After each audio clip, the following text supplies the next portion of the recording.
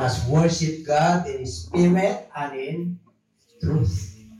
Maraming sumasamba sa Diyos, espiritu, pero hindi sa katotohanan.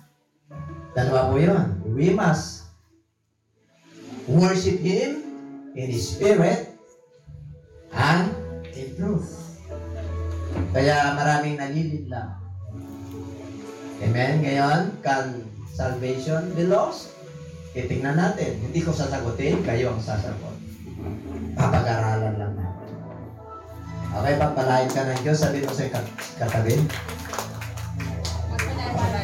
Peace be with you.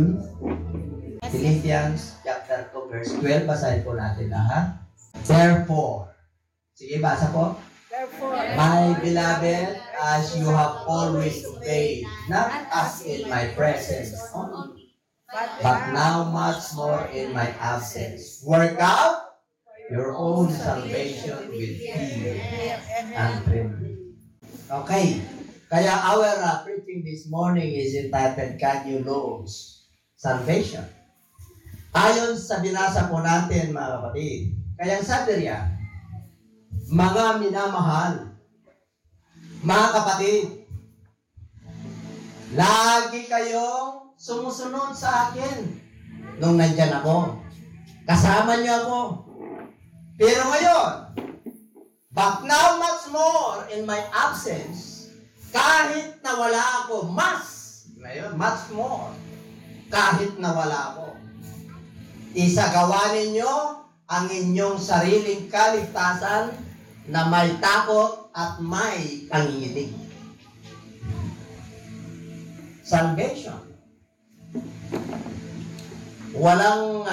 Kaya ang sabi po dyan, ito po ay si Pablo, sinulatan niya ng mga taga-Pilipay. Philippians is a Roman province in Macedonia. Nasa Europe po yan. Okay? Nasa Gentiles po yan. Kaya ang pinaka-issue po nila rito, kinulong dito si Pablo. Kaya ang sabi niya sa mga mananampalataya, kahit na ako'y wala dyan, dahil nakikipagtalo yung mga mananampalataya sa pagkakaisa. Nagkakaroon po sila ng mga, siyempre po, sa church po, siyempre nakakulong po yung leader. Kaya sa pamagitan po ng sulat, kahit na ako'y wala dyan, lalo niyong pagigihin ang iyong pananampalataya na may pagkatakot at may panginginig. Isagawa ninyo. Trumabaho kayo. You work out your own salvation. Salvation is individual.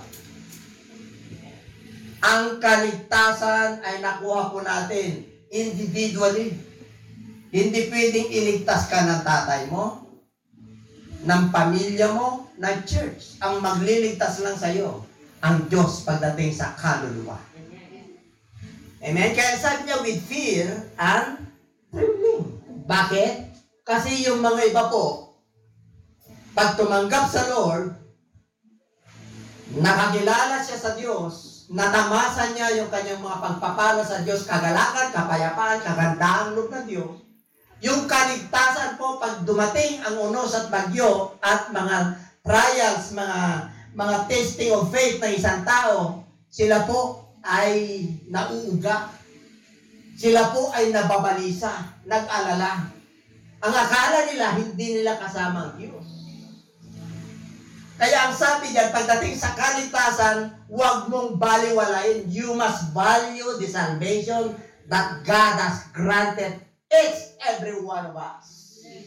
We must value, we must treasure.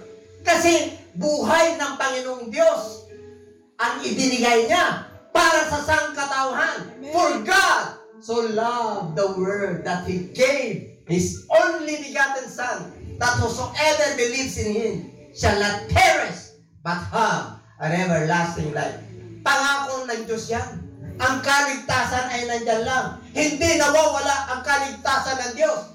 Bakit nawawala? Dahil hindi nakakasunod ang tao because of the stubbornness, stiffness, and the nature of man is matigas ang kanyang ulo. That is the nature of man. Kaya sabi niya, you work your own salvation with fear and Hindi ko may natatakot sa Diyos pag nagagawa po ng pagkatangal at pagkakasala. Akala nila yung kaligtasan na nakuha nila. Ganun lang po. Hindi. Bumaba ang Diyos sa pamagitan ni Kristo. Ang sabi ng Book of Romans, hindi mo maabot ang kaluwalhatian ng Diyos. Kaya sabi niya, all have sinned and come short of the glory of God. Hindi mo maabot yan. Siya mismo ang bumaba para abutin mo tayo. Kaya, you must work out your own salvation with fear and trembling. Paano ka ba matatakot? Paano ka ba manginginig? Ang ibig bang sabihin, takot ka sa Diyos dahil sa pagsunod mo? Di ganun. Dapat matakot ka sa Diyos pag hindi ka nakakasunod. Matakot ka sa Diyos pag hindi mo nasusunod yung kanyang kalooban. Bakit? May gagamitin ng Diyos para ikaw ay ahunin. May mangungusap sa iyo ang Diyos sa pamagitan ng kanyang salita para wag kang magpatuloy sa pagkakasala. Amen? Paano ka ba matakot? Pag nakakita ka ng multo. Di ba? May panginginig ka, multo po yun. Dahil hindi ka pa nakakita ng multo. Di ba? Pag natatakot po tayo sa multo, di ba? Natatakot ka na, nanginginig ka pa. Hindi ito iba. Amen? Manginginig ka sa takot, okay? Matakot ka na, manginginig kasi yung Diyos natin 24/7, yung kanyang mata ay nakatingin sa iyo dahil ikaw ay biniyayaan ng kaligtasan. Huwag mong baliwalain yan. You must treasure, you must value. Costly. Hallelujah. Napakahalaga po niyan. Inalay niya yung kanyang buhay, tapos baliwalain natin. Kahit na wala ng preacher, kahit na umidad na tayo, darating yung another generations na magtuturo at magpapatuloy nito. Di ba? Acts chapter 2 verse 42. And they continued steadfastly. Sila ay nagpatuloy at nananatiling matibay. Apat yun. They continued steadfastly in apostles' doctrine, in prayer, and in breaking of bread, and in fellowship. Dapat kompleto po yan. Nagpatuloy ba sila? Yes! Kahit natapos na yung generation ng mga apostol. The apostles of the Jews, yung 11. The apostles of the Jews and Gentiles si Paul. 12 po yan. When Paul, on his way to Damascus in the book of Acts chapter 9, doon nagkaroon ng encounter, the first encounter. When Paul asked the Lord, who is he? Sino ka baga, Panginoon? I am he that you persecuted. Ako ang iyong pinag-uusig. Hindi yung Ama. Ako yun. Tinanong niya eh, who art thou, Lord? I am Jesus.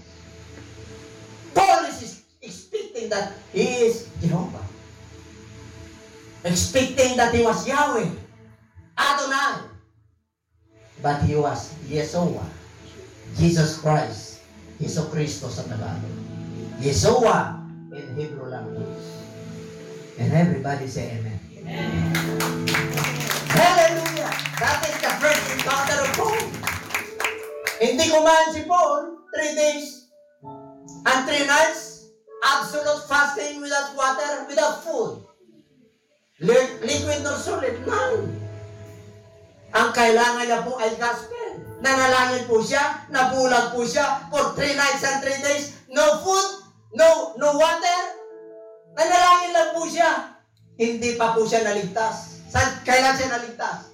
Nung dumating yung isang propeta ng Diyos. Itong gagawin mo. Magsisikat, magpabautismo ka sa pangalan ni Jesus. At tanggapin mo ang kaloob ng Espiritu Santo. Hindi na pwede manalangin ka. Kailangan mo, you must be baptized in the name of the Lord. Acts 2:38. Nanalangin siya 3 nights, hindi pa siya ligtas. Kailan siya naligtas at nawala ng yung pagkabulag niya. Naka-recover siya o yung paningin niya. Bumalik. Kailan? Nung siya na-baptize in Jesus' name. Nung siya nakatanggap ng Holy Spirit, nung siya nakapangaral. Yun yung gospel. Yun yung gospel na yung pinapangaral natin. Yun yung dala-dala natin. Yun yung pinagkatiwala sa atin ng Diyos. Kaya huwag natin ikayaya. Romans chapter 1 verse 17, For I am not ashamed of the gospel of Christ, for it is the power of God unto salvation. Kaligtasan ito, kapangyarihan ng Diyos to. Wherever I go, wherever I am, I will proclaim, I will declare the goodness of the Lord. Hallelujah! Work out your own salvation. Isagawa mo yan. May gagawin ka. Sabi mo sa katabi mo, may gagawin ka. May gagawin tayo. We must proclaim, we must declare, we must go out and preach the gospel. Teaching them to observe all things. Baptizing them in the name of the Father and of the Son and of the Holy Spirit. Teaching them to observe all things. Turuan nyo lahat sila. Turuan nyo sila na maging alagad. Lahat na yung pinag-uutos ko sa inyo. Lahat. Kaya mapalad ka kung nilala mo ang kabuuan ni Kristo sa buhay. You are blessed. If you know Him. If you knew Him. He is my God. He is my Lord. He is my Savior. He is my living bread. He is the living water. He is all. Lahat. All of my life. He is the center of my life. Pag ganyan ka, matibay ka, matatak ka, bakpalain ka na. Pag yung kaligtasan po, medyo pawindang-windang, yung pananampalataya natin, para bang nasasapawan po siya ng mga mabibigat na problema na dumarating. Huwag kang patay dyan. Our God is greater than our problems. He's a big God. What God requires us is just a faith like a mustard seed. That God requires us. Paano mo makukuha yun? Kung yung kaligtasan, hindi mo man lang mabigyan ng halaga. At pag nagkaroon ka ng problema, naririnig ng Diyos ang pagdududa mo sa Kanya. Naririnig ng Diyos kung paano ka magpuri, nakikita niya na nasasapawan ng kabalisahan yung puso mo ng mga nangyayari sa mundo nito. Kaya sabi niya, kahit nawala ako dyan, kahit na nasa kulungan ako, much more, you must work out your own salvation. Number 1, work out your own salvation. Wow! Kaya mo ba yan? Verse 13. Sabi mo siya katabi, kaya. Kaya. Oo, palakpan natin ako. Yung pag talaga na pinagpala. For it's God who works in you.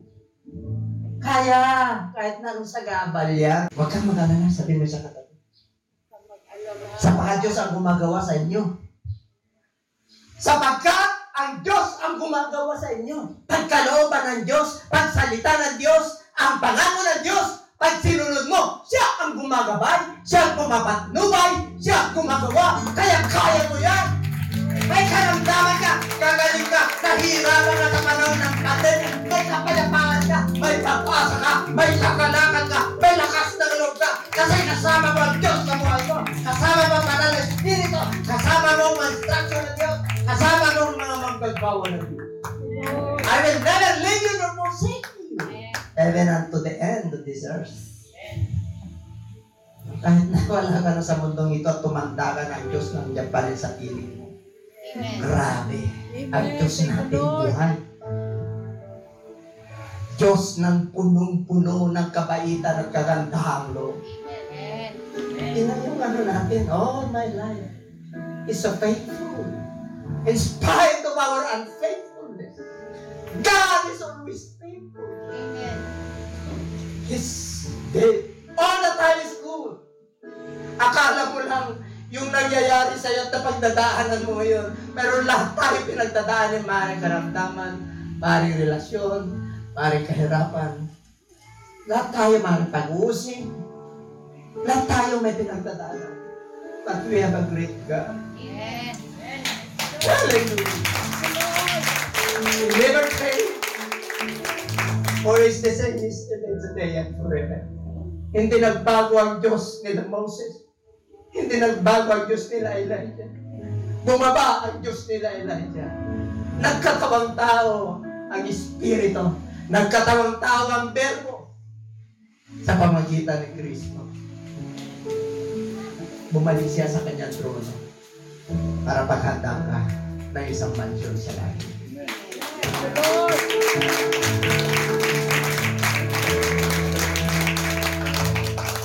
Sabi mo, kaya mo yan? Kahit may balagit, may bagyo. God works in you. Both to will and to do for His good pleasure. Gagawin niya yan.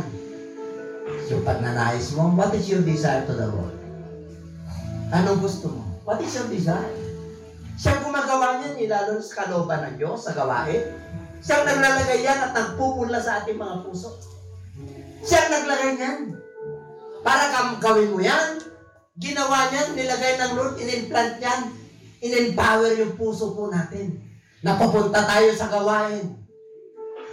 Hahayo tayo. Magpe-prayer meeting tayo, magpa-fasting and praying tayo kung ang talent yung music. God implanted in your heart the seed of faith. Siya ang tatrabaho niyan. Siya ang gagawa niyan. Hallelujah! Siya ang gagawa niya yung pagnanais at paggawa para sa kanyang mabuting kalooban. God pleasure because God is good all the time. There is only one good, that is God. Hallelujah! He works both in you. Will and to do for His good pleasure. Sa kararangan ng Diyos. Amen? Hindi dahil sa magaling ka. Hindi dahil sa madiskarte ka. No? Ang sabi niya, God who works in you. The Holy Spirit works in you. His words works in you. Yung boss sa paggawa at pagnanais para sa kanyang mabuting kaloob. Number 1, work out. Number 2, the will, the pleasure.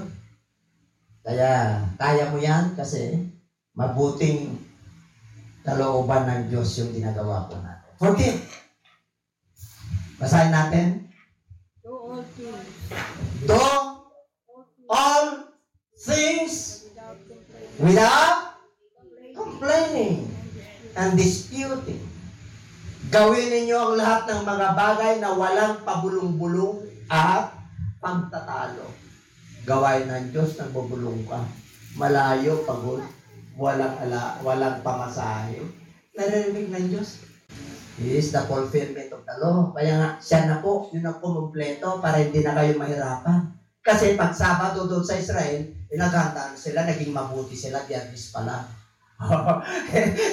Diba? Kailangan karapat dapat tayo kay Lord. Kasi bukas Sabado.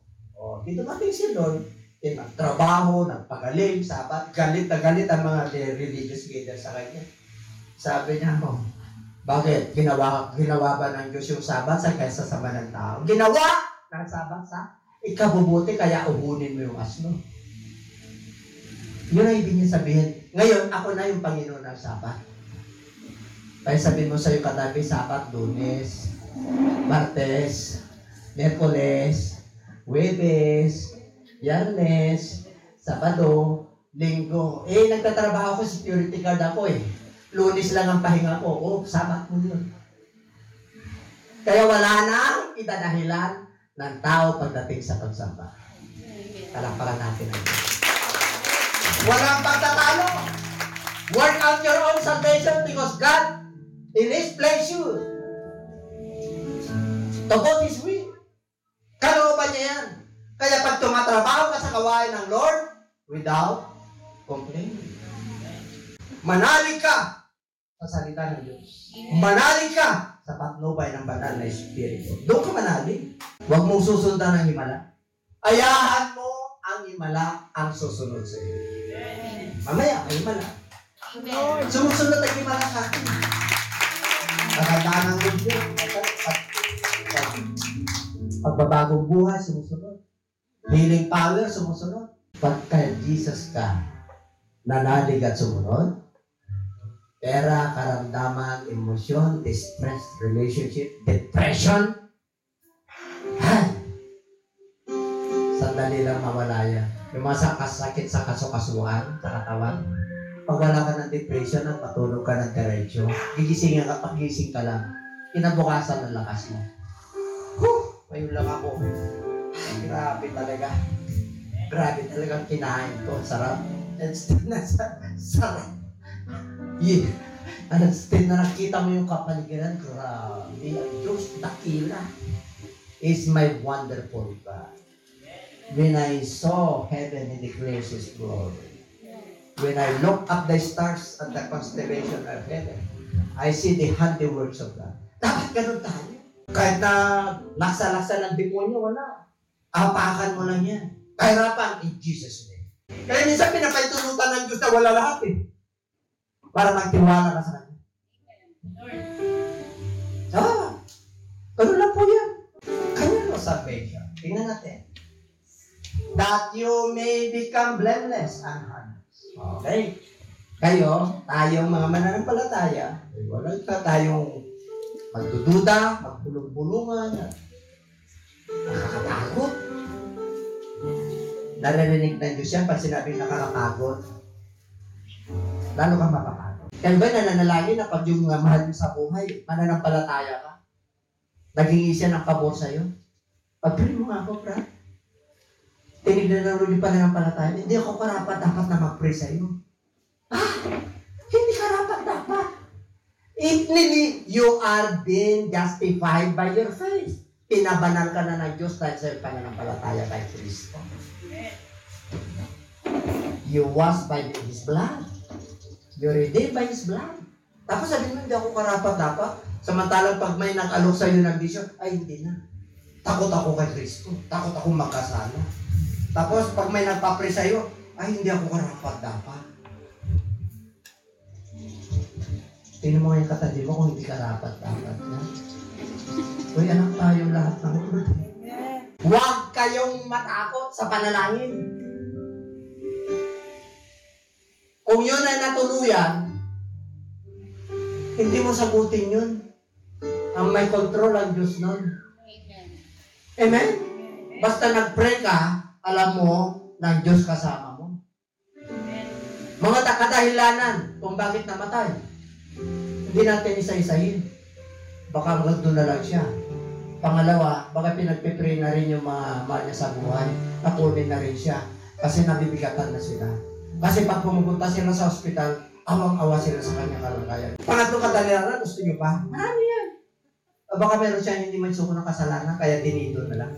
Para hindi ka raw mahawaan, para magiging banal ka, walang sala at walang malay, mga anak ng Diyos na walang dui sa gitna ng isang lahing liko at masama. Sa gitna nila'y lumiliwanag kayong tulad ng mga ilaw ng sanlibutan. Gusto ng Lord, blameless tayo. Walang sala, walang malay. Alam niyo ba yung tao, walang sala, walang malay? Kahit anong mangyari sa mundong ito, nasa Lord ka. Walang malay, walang sala, walang fault, walang may bumutas sa gitna ng mga salin lahing liko. Ang panahon natin. We must light because we are the light of this world. When the Lord Jesus Christ came into the earth, He is the light of this world. Pero sinabi niya sa kanyang balangad, sa mga kongregasyon na naniwala sa kanya, at sa panahon natin ngayon, pag natamasa mo na yung gospel, you are the light of this world. Amen. Let your light so shine to all men that they may see the glory of God in your life. Para makita nila ang kagandaang loob, ang kabutiang loob, kung nakita nila yung pagbabago. Nagliliwanag ka. Di ba dati kasama natin yan? Di ba ang sama ng ugali niyan? Di ba nagbibigay nga yan, nilalagyan niya pa ng sili? Di ba? Ang sama ng ugali niya, pati pag-iisip niya, pati pagsasalita niya. Pero binago siya ng Diyos. Yun ang tinitignan sa atin ng mga mananampalataya. Kaya sabi ng Lord, you are the light of this world. Paano kung yung ilaw mo kung dito na? Can salvation lost? Titignan natin. So, no. What are the enemies of God? worries. Sa Matthew chapter 6, verse 33 and 34. If you are warrior, balisa ka, nag-alala ka, mananampalataya ka na, nabalisa ka pa sa pagkain mo araw-araw. No! That is the works of the Gentiles. Before you ask, the Lord gives you your needs. Amen? Ayaw ng Lord ng weary. Kaya sabi niya, but seek first. Pag mananampalataya ka na, unahin mo para ng Diyos, yung presensya ng Lord, yung salita ng Diyos, yung pangako ng Diyos. Hallelujah, nagbubulay-bulay ka. Oh, grabe. Lord, lubog na ako sa utang hanggang diin na. Hindi na ako makahinga. Pati karamdaman ko, pati depression ko, abot na sa utak. Bumigay ka na. Ay, ba't tuluyan ka? Pero kung nakakalitaw yung pananampalataya mo, grabe ang mga pangako ng Diyos. Pinalutan niya ako. Mula nung ako'y naging mananampalataya, kitang-kita ko ang katwiran ng Diyos. Kitang-kita ko ang liwanag. Kitang-kita ko ang pangako ng Diyos. Hallelujah! Lumalakas ako. Lumalaban ako. Hallelujah! Lord, forgive me, Lord, for my unfaithfulness. You are always faithful to me, Lord. Hallelujah! In spite of the sins that I have been committed, Lord, you are still there. Pinapalalahanan mo ako. May salita ng Diyos. May pastor. May manggagawa ng Diyos. May mga elders. Pinagkatiwalaan mo ako ng ministry sa kabila ng aking kahinaan. Lord, I must go with you, Lord. Hallelujah! Sunod ako sa iyo, Panginoon. I must follow you, Lord. You are my God. You are my Lord. You are my Savior. You are my healer. Hallelujah! You are my protector. You are my living bread. You are the living bread. You are the living water, Lord. Hallelujah! Hindi ako bibigay isang araw. Nakita ko, Panginoon, yung liwanag, yung pagpapala mo, yung kagalingan mo, yung pagpapala ng material. Mapapromote pa ako. Hindi ako negative. Positive na ako, Lord, because you are my positive God. Hallelujah! Grabe ang Diyos natin. Napakabuti ang Lord natin. Hallelujah! Kay dakila ng ating Panginoon. God never leave us orphans. He never leave us sorrowful. Hindi po tayo binigo, hindi tayo iniwan ng Lord na tayo malungkot. He sent His Holy Spirit. And you shall receive power. You shall receive power. Power of God! Kaya yung makaramdaman, kahirapan, pag may power of God, kaya ngayon, tumitiklop po yan. Yung mga ibang mananampalataya, tumitiklop sa problema. You know? Huwag kang titiklop, huwag kang yuyuko dyan. Yuyuko at sasambay mo ang Diyos. Tingnan mo, makakakilos ang Diyos. Makakakilos ang Diyos sa buhay. Glory. Hallelujah. Ayaw niya ng warriors. Nandito. Yan yan. Love of this world. Ayaw ng Lord. Adulterers and adulteries. Mga lunya, lalaki at babae.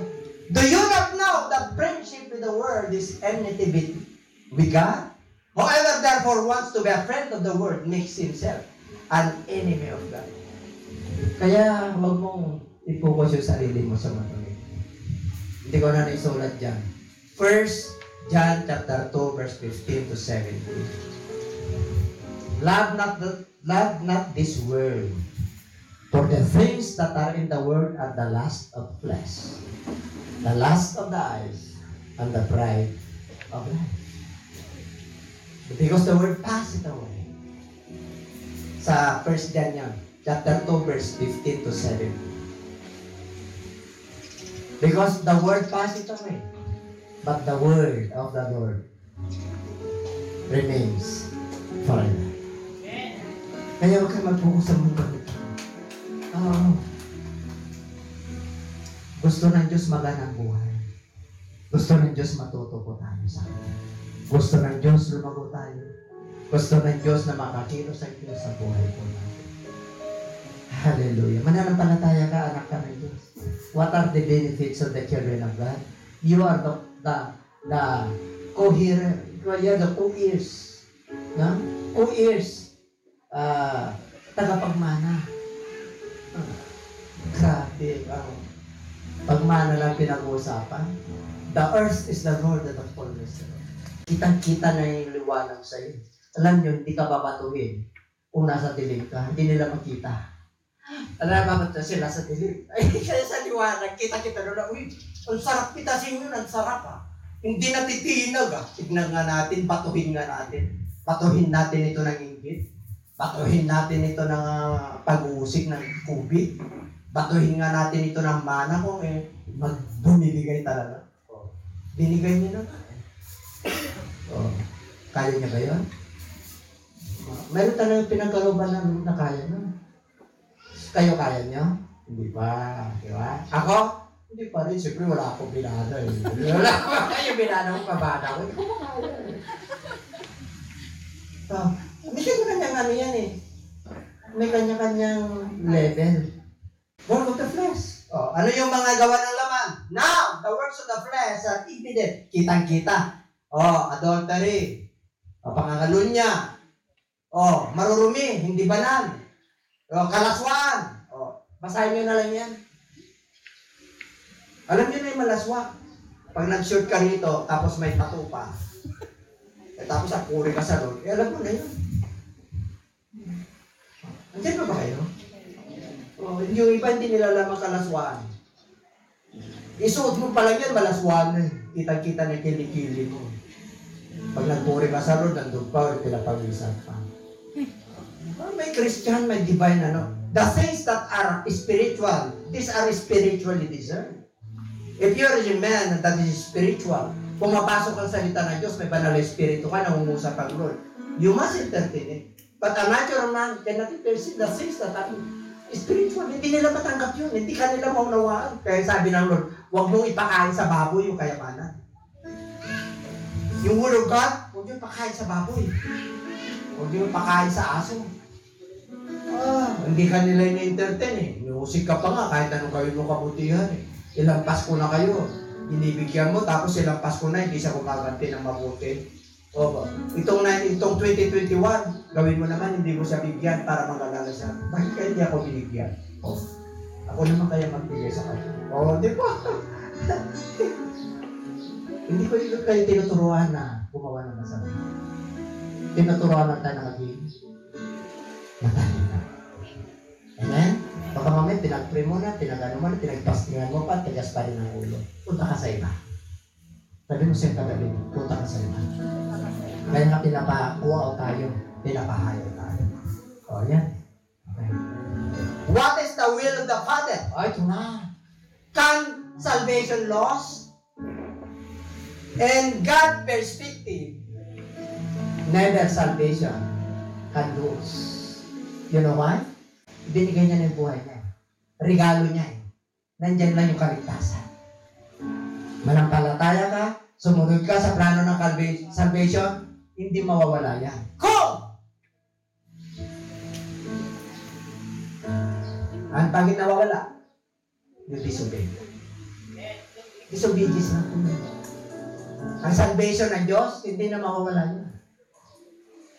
Nandyan na yun. Kahit na gano'ng kasama yan, pag nahabag ang Diyos at niligtas niya, huwag kang maingit yan. Kasi gusto ng Diyos yun. Kahit na tigas ng ulo niyan at black sheep sa pamilya niyo, pag dumating yung kahabagan ng Diyos, kahit nasabihin mo sa Kanya wala na siyang pag-asang maligtas, ang Diyos pa rin ang magliligtas. Yes, sa'yo, mababaw lang ang kaligtasan. Pero pag nakalaliman mo yan, you treasure, you value the salvation that God has gives to you, hindi mawawala yan. Kasi mahal ka na. Yung mga loved ones po natin, ayaw nila tayo, hindi tayo naintindihan. Huwag kang magsama. What is the will of the Father? Basahin natin. For whosoever does the will of my Father in heaven is my brother and sister and mother. Pag sumusunod ka sa Kanya, kapatid mo lahat ka. Dami akong tatay, dami akong kapatid na lalaki, dami akong kapatid na babae. Kasi, magkakapatid kami, turing ko sa kanila, hindi ka magkahawan. Kahit na wala na siya sa church, kahit na hindi ko na pinapansin, nakahay pa rin ako. Bakit? Pinagsamahan naman ka. Amen? But don't entertain. Meron tayo sa Facebook, hindi ako marunong sa Facebook. This is my suggestion. Suggest. Hindi maubos ang suggestion yan. Bakit? Tinangkal na ni Lord yan eh. Magsasuggest pa. Wala, hindi maubos ang kapintasan mo dyan. Kaya sabi ng Book of Galatians, huwag nyo sila papansinin. Huwag nyo silang i-entertainin.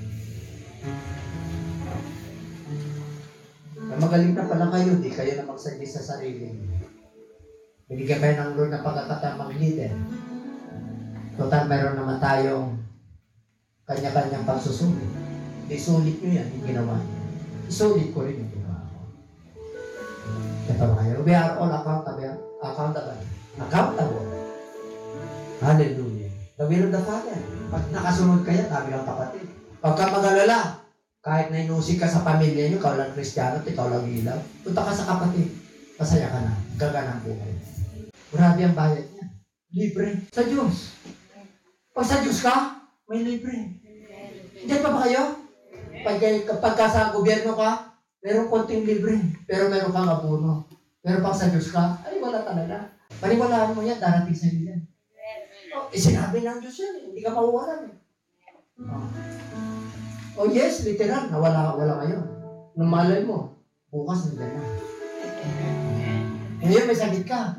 Anong malay mo? Sa isang bukas, wala ka na sakit. Sabi ng doktor, hindi ka na.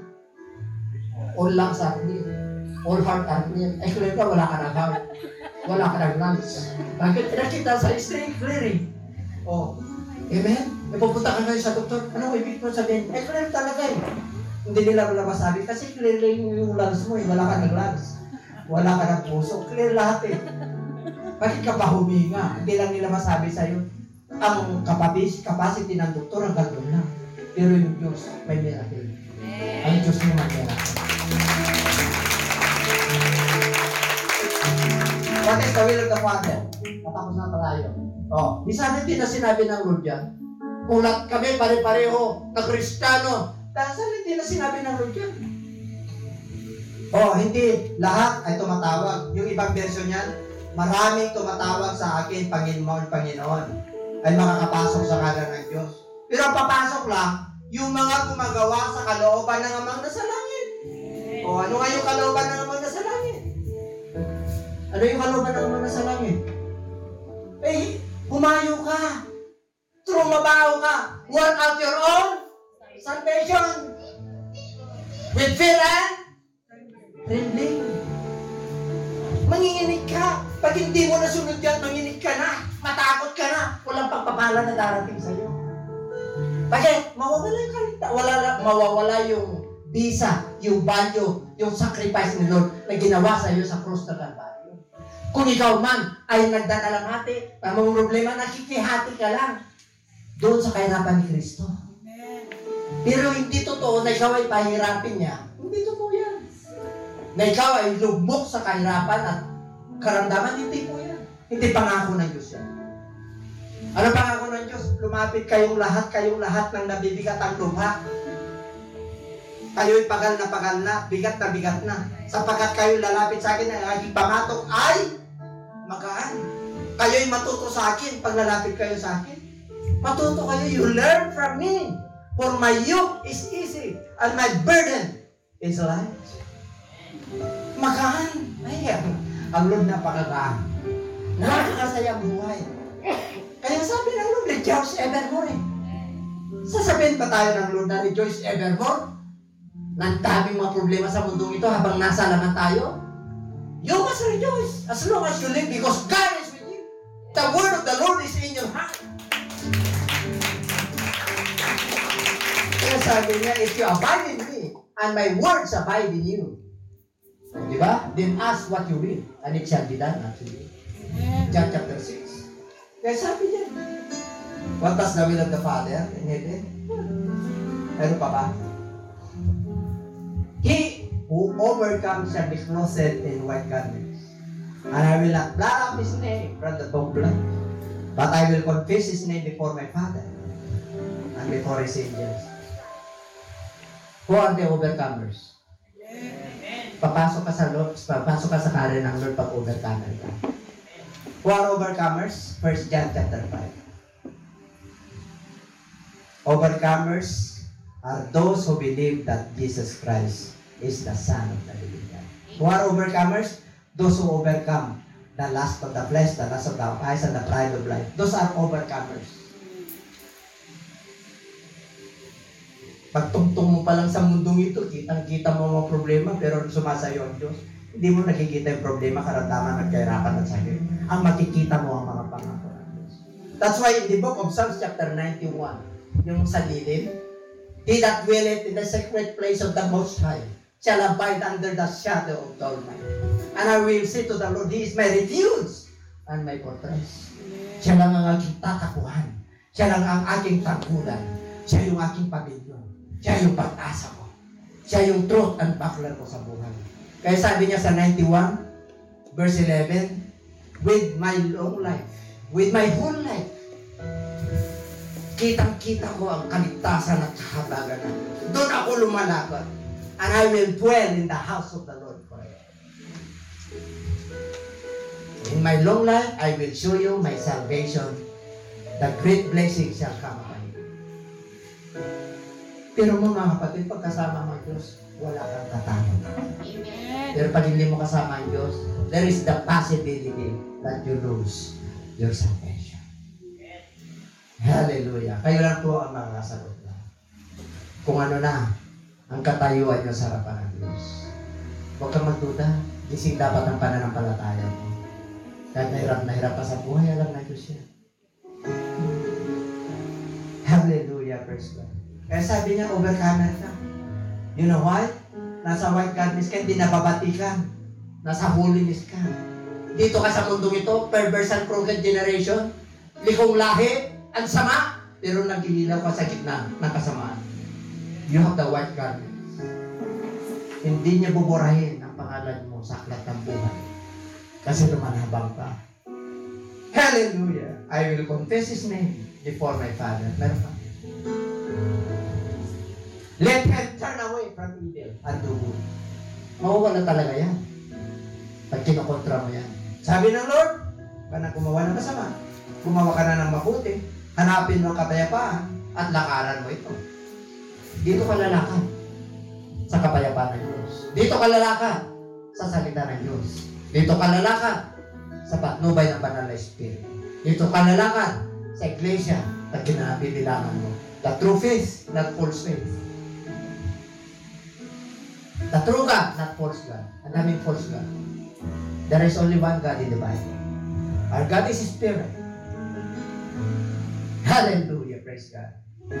Oh! What is the promise of the Lord? Shall we clap our hands to God? What is the promise of the Lord?